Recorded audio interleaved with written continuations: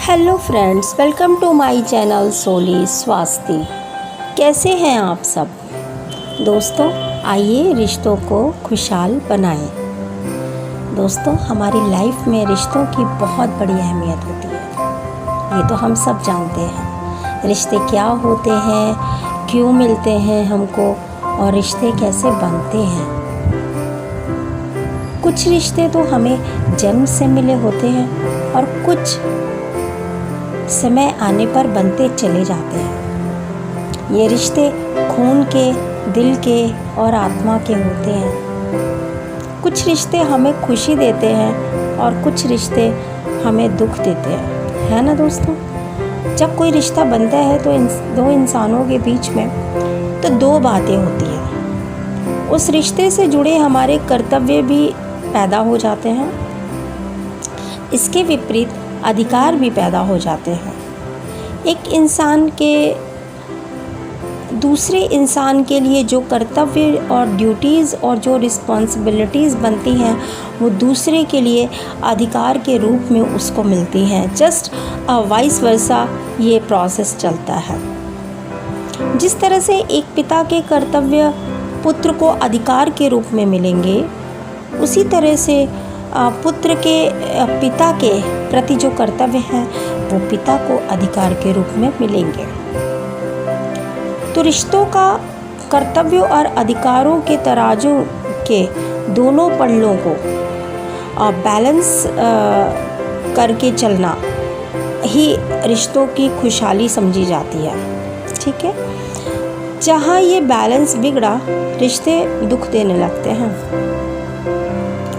अब रिश्तों को खुशहाल कैसे बनाया जाए? देखिए फ्रेंड्स, ये जो रिश्ते हैं ये हमारे कर्मों का आधार होते हैं कि हमें रिश्ते मिले हैं और इन रिश्तों के प्रति हमारे ये कर्तव्य हैं और हमें ये कर्तव्य मिले हैं तो इन कर्तव्यों की हमें निष्ठा से इनका वहन करना है और यही हमारे कर्म हो जाते हैं। ठीक है, यही हमारे कर्म बनते हैं। जब हम अपने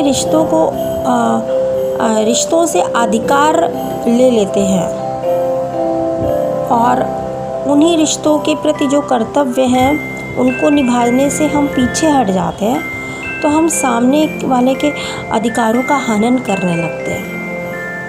किसी के भी अधिकारों को मारने वाला अंदर से कभी खुश नहीं होता।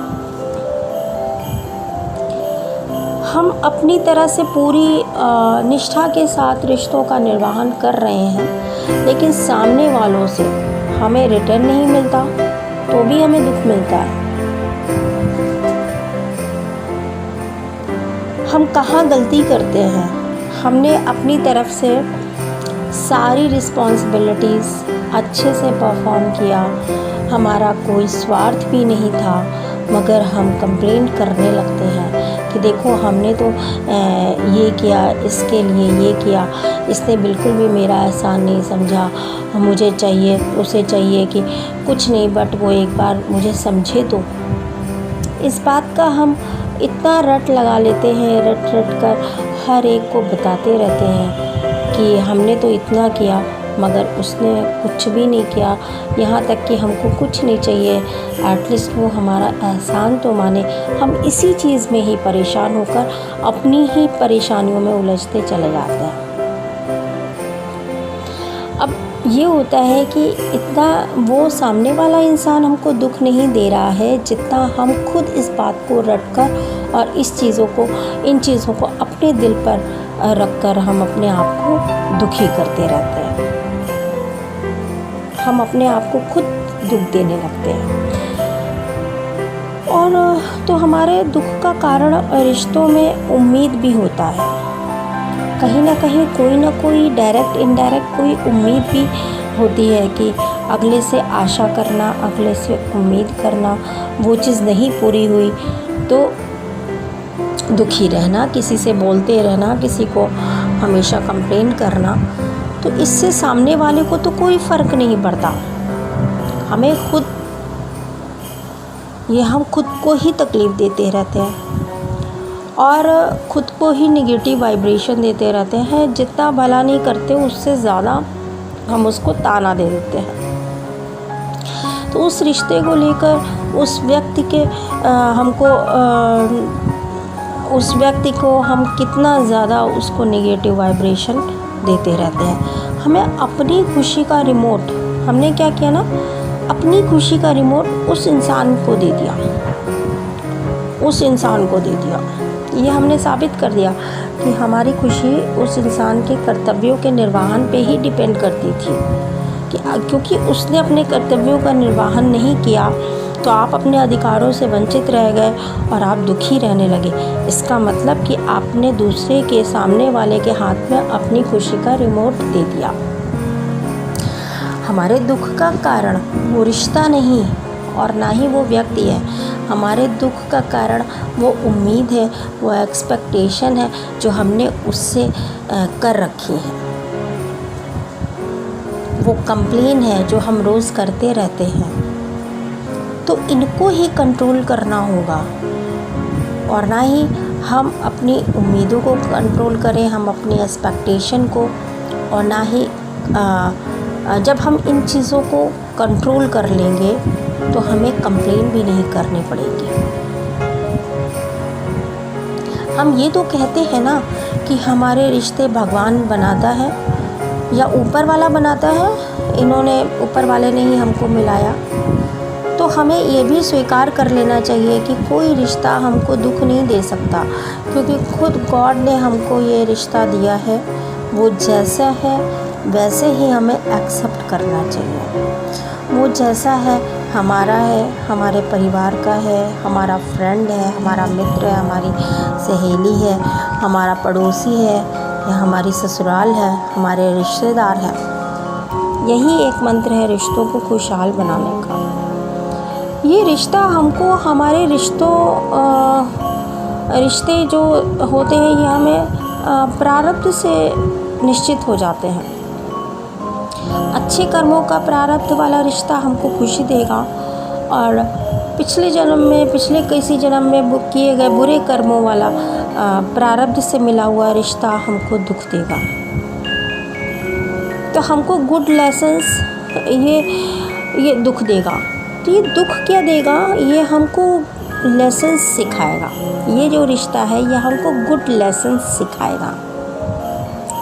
देखिए, हमने बोला ना कि जो रिश्ते हमें दुख में साथ देते हैं, वो रिश्ते, हम कहते हैं ना कि जब रिश्तों की पहचान करनी हो, अच्छे मित्रों की पहचान करनी हो, अपने शुभ चिंतकों की पहचान करनी हो, तो दुख के समय देखिए। तो आप ये देखिए कि दुख आता है तो रिश्तों की पहचान होती है, व्यक्तियों की पहचान होती है कि इसने हमारा दुख में साथ दिया। ठीक है, इसने साथ दिया तो ये हमारा शुभ चिंतक है। तो फिर वो रिश्ता जिसने हमें दुख दिया वो कैसे गलत हो सकता है? उसका भी तो प्रत्यक्ष नहीं तो परोक्ष, इनडायरेक्टली उसका भी तो हाथ है हमको किसी न किसी रूप में सुख देने का। क्योंकि अगर वो रिश्ता हमको दुख नहीं देगा तो हम और बाकी रिश्तों को कैसे समझेंगे कि ये हमारे वेलविशर हैं या नहीं।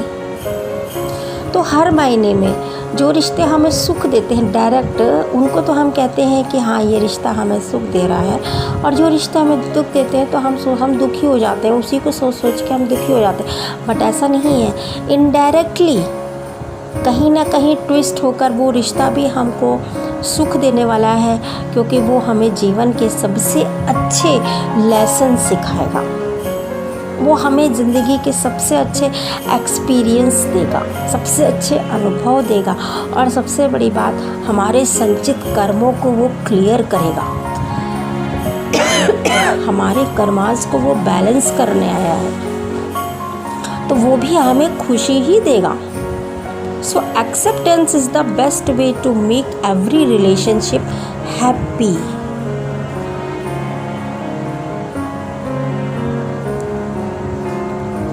तो खुश रहिए, हमेशा हर हाल में खुश रहिए। किसी से बहुत ज़्यादा उम्मीद मत करिए। कर रहा है तो ठीक है, नहीं कर रहा तो बहुत अच्छा है। और अपनी ड्यूटीज़ से पीछे मत हटिए। क्योंकि कहीं ना कहीं हम पिछले जन्म में किसी न किसी रिश्ते के ड्यूटीज़ निभाने से, कर्तव्यों को निभाने से पीछे हटे हैं, तभी वो कार्मिक अकाउंट बन के हमारे इस जन्म में आया है और दोबारा हमको ये रिश्ता मिला है। तो कर्तव्यों से कभी पीछे नहीं हटिए। कर्तव्यों को निभाने का मतलब है अपने कार्मिक अकाउंट्स को क्लियर करते रहना, अपनी फाइल्स को आगे बढ़ाते रहना, अपनी फाइल्स को आगे बढ़ाते रहना, कुछ भी पेंडिंग नहीं रखना। कर्तव्यों के निर्वहन का यही मतलब है कि हम जल्दी जल्दी अपने कार्मिक अकाउंट्स को अपने बैलेंस करते जा रहे हैं, उनको क्लियर करते जा रहे हैं। और देखिए, आपको हर रिश्ता अच्छा लगेगा। जो दुख देगा वो भी लगेगा कि हाँ, ये तो मेरे पिछले जन्म का है जो क्लियर करने आया है। अगर ये इस जन्म में हमको दुख क्लियर नहीं करेगा तो हमें फिर नेक्स्ट जन्म में हमें फिर ये दुख देगा आगे। तो वो क्लियर हो रहा है धीरे धीरे। ठीक है दोस्तों, मैं यहीं पे अपने वीडियो को रोकना चाहती हूँ और thanks for watching. Please like, share and subscribe my channel. Love you all. Thank you.